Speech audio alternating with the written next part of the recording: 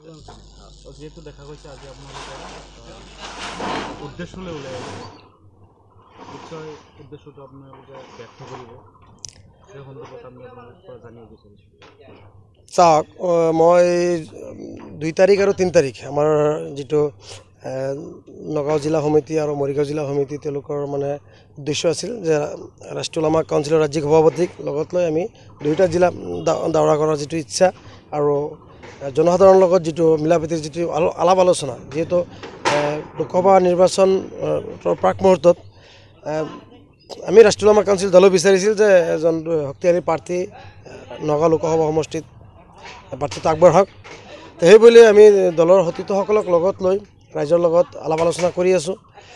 যোৱাকালি আমাৰ নগাঁও সমষ্টি আৰু ৰূপহী সমষ্টিত আছিলোঁ, আজি ডিং সমষ্টি আৰু লাহৰীঘাট সমষ্টিত আমি আছোঁ। যিমান দূৰ অঞ্চল আমি গৈছোঁ, ৰাইজে যথেষ্ট আমাক সঁহাৰি জনাইছে আৰু ৰাইজে আমাৰ লগত আছে। অধিকাংশ ৰাইজ এতিয়া ৰাষ্ট্ৰীয় ওলামা কাউন্সিলৰ লগত থাকিব বুলি আমাক কথা দিছে ইনশাল্লাহ।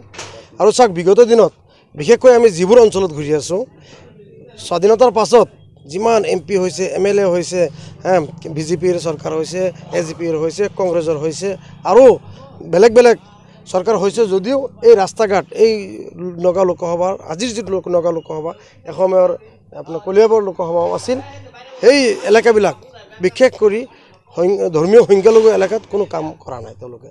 না ৰাস্তা ঘাটৰ ভাল আছে, না এটা ভাল ব্ৰিজ আছে, আজি তাক ভাল এটা স্কুল দেখা নাই, ভাল হস্পিটেল নাই, চবফালে ধৰ্মীয় সংখ্যালঘু মানুহবিলাকক সকলোৱে ঠগাই আছে।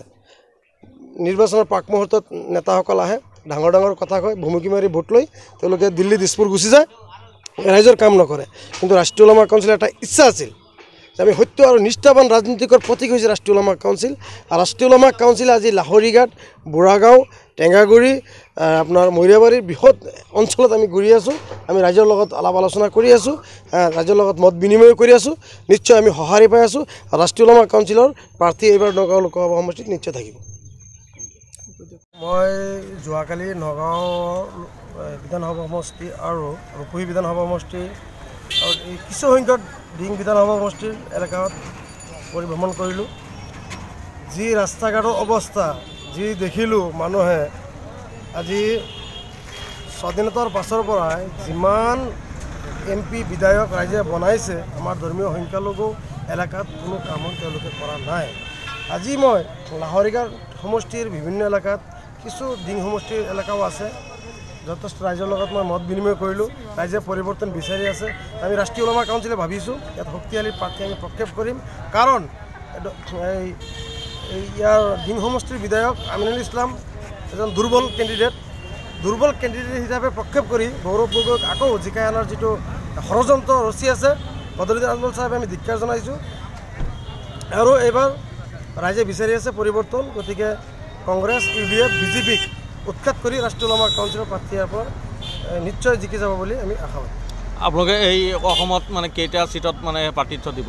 অসমত আমাৰ 8টা চিটৰ পৰা প্ৰাৰ্থিত্ব প্ৰত্যাশী ওলাইছে, দাবীদাৰ ওলাইছে। আমি এতিয়া 4টা স্থিৰাং কৰিছোঁ, নগাঁও, গুৱাহাটী, ধুবুৰী আৰু কৰিমগঞ্জ। বাকী আৰু দলে বিবেচনা কৰিব, আলোচনা বিলোচনা চলি আছে। কেন্দ্ৰীয় সমিতিৰ আমি অলৰেডি পেনেল লিষ্ট পঠাইছোঁ। হাইকমাণ্ডে যি চিন্তা কৰে তাকে লৈ পেলাই আমি সিদ্ধান্ত ল'ম আৰু ৰাজ্যিক সমিতিয়ে সেই সিদ্ধান্ত লৈ আপোনালোকক জনাই দিম।